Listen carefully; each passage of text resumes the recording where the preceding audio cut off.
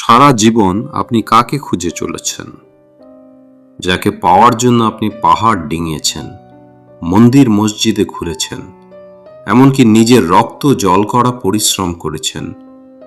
আসলে সেই পরম শক্তি, সেই পরম শান্তি কোথায় লুকিয়ে আছে জানেন?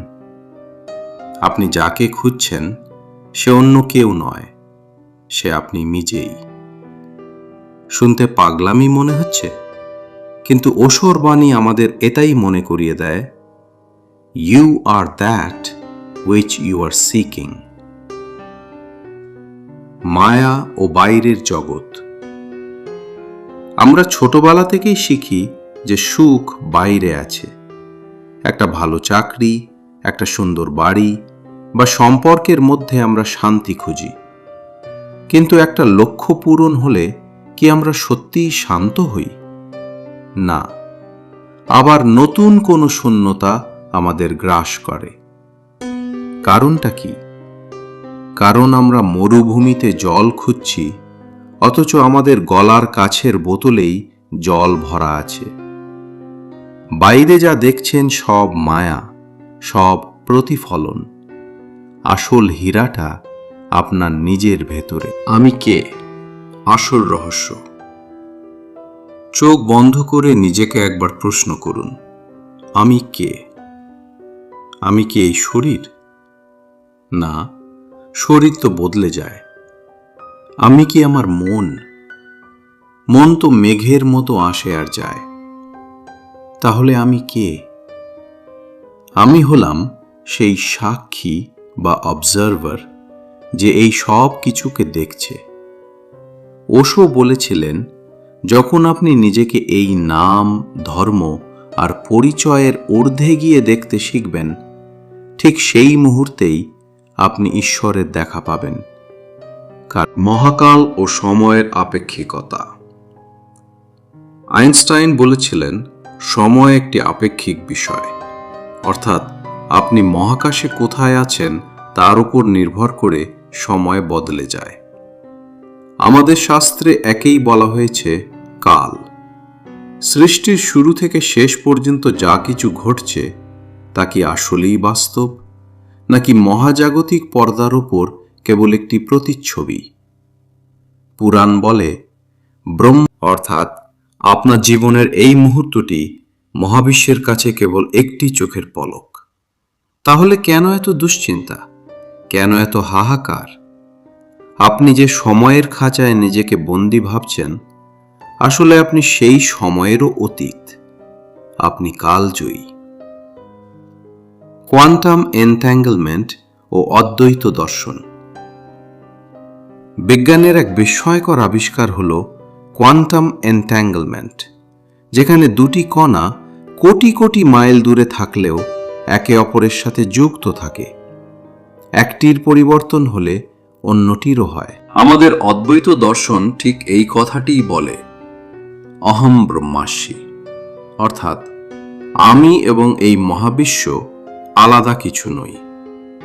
আমরা সবাই একে অপরের সাথে একটি অদৃশ্য সুতোয় বাঁধা।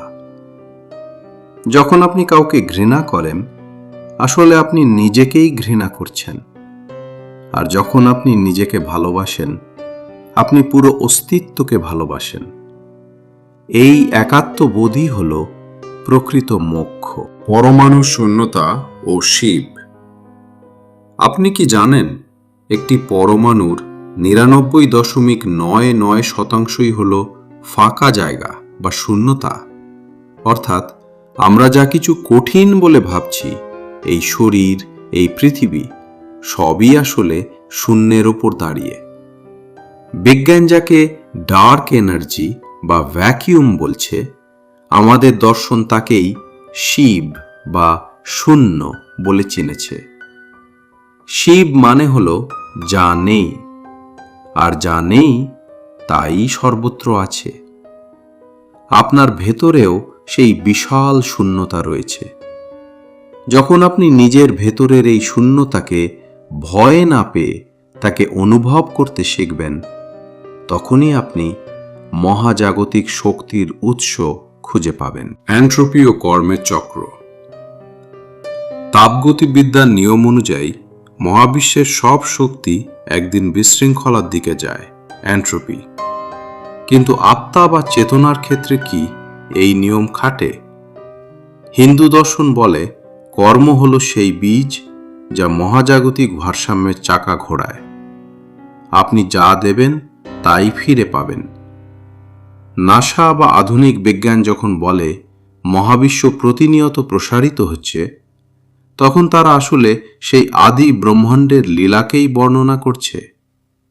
আপনার প্রতিটি চিন্তা, প্রতিটি কাজ এই মহাজাগতিক স্পন্দনে প্রভাব ফেলে। তাই নিজেকে ছোট ভাবা বন্ধ করুন। আপনি কোনো সাধারণ মানুষ নন, আপনি স্বয়ং মহাজাগতিক শক্তির একটি অংশ। পরম প্রশান্তি ও শেষ কথা, এই যাত্রা শেষে এখন একবার বুক ভরে শ্বাস নিন। অনুভব করুন আপনার হৃদস্পন্দন। ওই স্পন্দনই বলছে আপনি আছেন। আপনি সেই চিরন্তন সত্য যাকে ঋষিরা খুঁজেছেন, যাকে ওশো অনুভব করেছেন। বাইরের সব মুখোশ খুলে ফেলুন, নিজের নীরবতাকে আলিঙ্গন করুন, কারণ সেখানেই লুকিয়ে আছে সৃষ্টির সব গোপন চাবিকাঠি। আপনি খুঁজছিলেন না, আপনি সব সময় এখানেই ছিলেন। আপনি সেই পূর্ণতা। ওম তৎ সৎ।